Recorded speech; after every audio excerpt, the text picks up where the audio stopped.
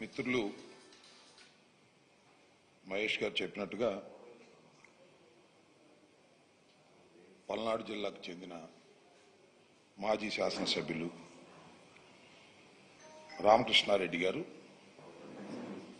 నిన్న కొన్ని అనివార్య పరిస్థితుల్లో అరెస్ట్ కావాల్సినటువంటి పరిస్థితి ఏర్పడింది.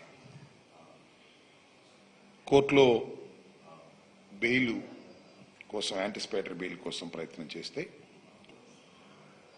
చాలా విచారణ తరువాత యాంటిసిపేటరీ బెయిల్ను తిరస్కరించడంతో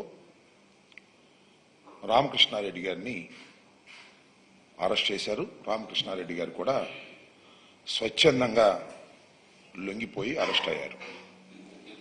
తర్వాత కోర్టులో ప్రొడ్యూస్ చేయడం జరిగింది. దీన్ని మేమందరం ఇవాళ కలిసి కొన్ని విషయాలను ఆంధ్ర రాష్ట్ర ప్రజలకి, పలనాడు ప్రాంతానికి చెందినటువంటి పౌరులకి కొన్ని విషయాలను చెప్పాలనే ఉద్దేశంతో మేమందరం కూడా ఇక్కడ సమావేశమయ్యాం. రామకృష్ణారెడ్డి గారు సుదీర్ఘకాలం నుంచి ఆ నియోజకవర్గంలో గెలుపొందుతూ వచ్చారు. మా పార్టీ అధికారంలో ఉన్నప్పుడు గెలిచారు, అపోజిషన్లో ఉన్నప్పుడు కూడా గెలిచినటువంటి ప్రజాదరణ కలిగినటువంటి నాయకుడు. వరుసని కంటిన్యూస్గా 4 times గెలవటం జరిగింది. ఈ ఎన్నికలకు ముందే 2-3 సంవత్సరాలకు ముందే ఒక భారీ ప్లాన్ని చంద్రబాబు నాయుడు గారు తీసుకొచ్చారు. ఏ విధంగా అయినా సరే ఈసారి రామకృష్ణారెడ్డిని ఓడించాలి, ఎంతకైనా తెగించాలి అనేటువంటి ఉద్దేశంతో ఒక ప్లాన్ ప్రకారం అక్కడికి రావడం, అక్కడ రాజకీయాలకు దూరంగా ఉన్నటువంటి బ్రహ్మారెడ్డిని తీసుకొచ్చి అక్కడ అభ్యర్థిగా పెట్టుకుంటారు.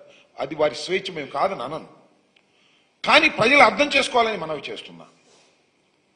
పెట్టి ఆయనకి పెట్టుబడులు పెట్టి ఆయన నడిపి ఏదో ఒక విధంగా రామకృష్ణారెడ్డి గారి కుటుంబాన్ని, రామకృష్ణారెడ్డి గారిని ఓడించాలి, వేధించాలి అనేటువంటి పద్ధతుల్లో ప్రయాణం సాగించారు, రాజకీయ ప్రయాణం. ఎన్నికల్లో జరిగినటువంటి విషయాలు మీకు తెలుసు. ఈవీఎంని పగలగొట్టాడు అనేది టీవీల్లో కూడా వచ్చింది. అది పోలీసు వారు ప్రదర్శించింది కాదు, ఎలక్షన్ కమిషన్ ప్రదర్శించింది కాదు. అది లోకేష్ గారి ట్విట్టర్ నుంచి బయటకు వచ్చింది. మరి ఆయనకు ఎందుకు అలా వచ్చిందో, అంత శక్తివంతం ఎలా వచ్చిందో లోకేష్ గారికి నాకైతే అర్థం కాల. నాకే కాదు, ఎవరికీ అర్థం కాదు. ముందు ఆయనకు వచ్చింది అది విజువల్, దాన్ని ట్విట్టర్లో పెట్టారు. ఆ ట్విట్టర్లో పెట్టింది చూసి కేసు పెట్టారు. ఈ కేసు అనేది it is pure A bailable case. ఆటోమేటిక్గా 7 సంవత్సరాల రూపశిక్ష పడేది కాబట్టి పోలీస్ స్టేషన్లోనే బెయిల్ ఇచ్చేస్తారు. అలా ఉండటానికి వీల్లేదు. ఈ కేసు పెట్టినా అతనికి బెయిల్ రావడానికి వీల్లేదు అనేటువంటి ఒక దురుద్దేశంతో 307 కేసు పెట్టారు. 1 కాదు 2 పెట్టారు. ఎవరు పెట్టింది? ఒక పోలీస్ ఆఫీసర్ కంప్లైంట్ మీద పెట్టారు. ఆ పోలీస్ ఆఫీసర్ ఎప్పుడు కంప్లైంట్ ఇచ్చాడు? ఇన్సిడెంట్ జరిగిన 9 రోజులు కంప్లైంట్ ఇచ్చాడు. 9 రోజుల తర్వాత కేసులో పెట్టారు. What is this? అర్థం కావట్లేదు. ఇట్స్ ఫ్యాబ్రికేటెడ్ అని. సంఘటన జరిగితే ఆ సంఘటన జరిగిన తక్షణమే నన్నో లేకపోతే సంబంధిత రామకృష్ణను ముద్దాయిగా పెట్టి కేసు రిజిస్టర్ చేస్తారు. కానీ సంఘటన జరిగిన 9 రోజుల తరువాత 307 బుక్ చేశారంటే ఆ డిలే అంటే చాలా కింద నుంచి పై దాకా మాట్లాడుకున్నారు, ఫోన్లో మాట్లాడుకున్నారు, లోకేష్తో మాట్లాడుకున్నారు, చంద్రబాబుతో మాట్లాడుకున్నారు, అందరితో మాట్లాడుకున్న తర్వాత ఈ ఈవీఎం కేసులో అయితే ఎమ్మటే బెయిల్ వచ్చేస్తే రామకృష్ణారెడ్డికి అలా కుదరదు, 307 2 పెడదాం, అప్పుడు బెయిల్ రాదు అనేటువంటి ఒక దురుద్దేశపూర్వకంగా, కుట్రపూర్వకంగా 307 2 పెట్టించారు. ఇది ధర్మమేనా అని అడుగుతా ఉన్నా, ఇది న్యాయమేనా అని అడుగుతా ఉన్నా. సరే, కేసులు పెట్టారు, ఇవాళ అరెస్ట్ అయింది, చట్టం తన పని తాను చేసుకుపోతుంది, మేము చూస్తాం, మాకు న్యాయస్థానాల మీద గౌరవం ఉంది. ఇవాళ మీరు అరెస్ట్ చేశారు, కోర్టులో ప్రొడ్యూస్ చేశారు, కోర్టుకు మేము వెళ్తాం, జిల్లా కోర్టుకు వెళ్తాం. శాస్త్రంగా ఏం జైల్లో ఉన్నాడు కదా మా రామకృష్ణారెడ్డి గారు, బయటకు వస్తాడు కదా, 307లో బెయిల్స్ వస్తాయి. కాకపోతే ఇట్ మే టేక్ టైం. మమ్మల్ని ఏదో ఒక విధంగా ఇబ్బంది పెట్టాలి, కక్ష సాధించాలి, వరుసనే గెలుస్తున్నటువంటి రామకృష్ణారెడ్డి మీద కక్ష సాధించాలనే ఏకైక దురుద్దేశంతో ఈ కథంతా నడుస్తూ ఉన్నదనేది మా ఉద్దేశం, మా ఆవేదన అని మనం చేస్తున్నాం. నేను తీసుకెళ్లారండి, మొన్న మా నాన్నగారు చెప్పాడు,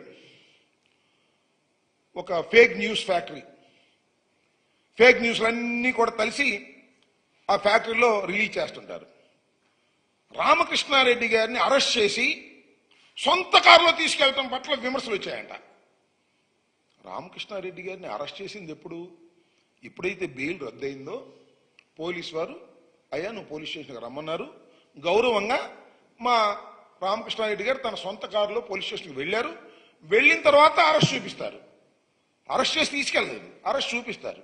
అప్పుడు అరెస్ట్ చూపించి ఆ తర్వాత ఆయన్ని మాచర్ల కోర్టుకు తీసుకువెళ్లారు. రాత్రి అర్ధరాత్రి 12ంటికి మాచర్లో ప్రొడ్యూస్ చేశారు. ఎందుకంటే వితిన్ 24 అవర్స్ ఎప్పుడైతే అరెస్ట్ చేశారో వితిన్ 24 అవర్స్లో ఆయన కోర్టులో ప్రొడ్యూస్ చేయాలి, అది చట్టం. 24 అవర్స్ లోపే ప్రొడ్యూస్ చేయాలని నిర్ణయించుకున్నారు అక్కడ పోలీసు వారు. శభాష్. అర్ధరాత్రి తీసుకెళ్లారు. అర్ధరాత్రి తీసుకెళ్ళినప్పుడు కూడా ఏం చెప్పారంటే, నేను పేపర్లో చూసి ఎంతవరకు నిజం, మొత్తం మాచర్ల పట్టణాన్ని మొత్తం పోలీసు స్వాధీనం చేసుకుందట. ఎందుకంటే రామకృష్ణారెడ్డి గారు ఎక్స్ ఎమ్మెల్యే గారు 4 సార్లు గెలిచిన వ్యక్తి వెళుతున్నాడు కాబట్టి అక్కడ ఆయన మీద ఏమైనా జరుగుతుందనో లేకపోతే ఈయన అభిమానులు వస్తారనో తీసుకున్నారు. ఏం జరిగింది అక్కడ? ఆయన కారు దిగుతుంటే ఎవరో ఒక అతను వెళ్ళాడు. ఏంటి అతను? రవి. ఏ రవి? కొమ్మరి శివని అతనికి సెకండ్ ఇవ్వడానికి ట్రై చేశాయంట. ఎవరయ్యా అంటే తెలుగుదేశం నాయకుడు అంట. ఈయన నాకు అర్థం కాలేదు, ఏం జరుగుతుంది అక్కడ? రాత్రి 12 గంటలకి రామకృష్ణారెడ్డి గారిని కోర్టులో హాజరుపరచడానికి వెళితే కొమ్మెర శివ అనేటువంటి తెలుగుదేశం నాయుడు సెకండ్ ఇవ్వడానికి వెళ్ళాయంట. అది చూసా నేను, విజువల్ ఎవరో పెడితే ఆయనకి వ్యతిరేకంగా స్లోగన్స్ ఇస్తున్నారు. 10 మందో 20 మందో కనపడుతున్నారు, ఇంకెంతమంది ఉన్నారు? ఏంటిది నాకు అర్థం కాల. ఇది ఒక కక్ష సాధింపు చర్య. అరెస్ట్ చేశారు, ప్రొడ్యూస్ చేశారు, నెల్లూరు జైలుకి పంపించారు. This the routine course, we will face it. తప్పనిసరిగా తెలుగుదేశం ప్రభుత్వం వచ్చిన తర్వాత ఇలాంటి కష్టాలు మాకు ఉండవని మేము అనుకుంటామా? అనేక ఫాల్స్ కేసులు పెడతారు, ఇది మొదలు కాదు, ఇంకా పెడతారు, మాకు తెలుసు. ఇంకా పెట్టి మమ్మల్ని వేధించడానికి ప్రయత్నం చేస్తారు. మరింతగా రాటు తేలుతాం, దానిలో ఏ విధమైన సందేహం లేదు.